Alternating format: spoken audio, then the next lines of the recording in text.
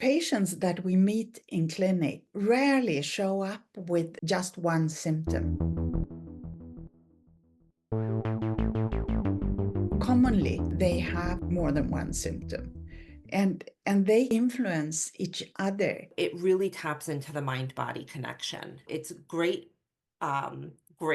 when somebody comes into our practice with a herniated disc and you can say, okay, we're going to do an injection, we'll do some therapy and you'll be better, and call us in, 10 years when you do something else to yourself.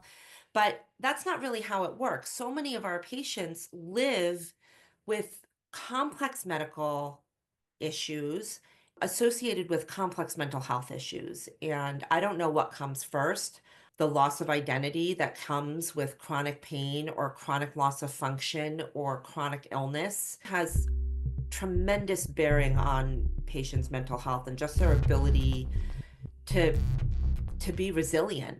Just the data on mental health and PTSD and anxiety and sleep, like these are things that you can't separate from a patient. The more pain you have, the more disturbed sleep you get, and the more depressed and anxious you are. It's not like, oh, they're just, we don't identify them as just a herniated disc, right? It's a person with a herniated disc who hasn't been sleeping for weeks and now can't do their job or is screaming at their kids because their back hurts all the time.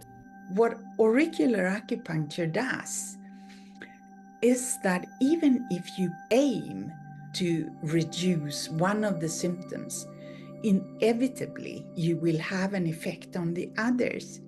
When one of the symptoms is reduced, automatically the others will be better.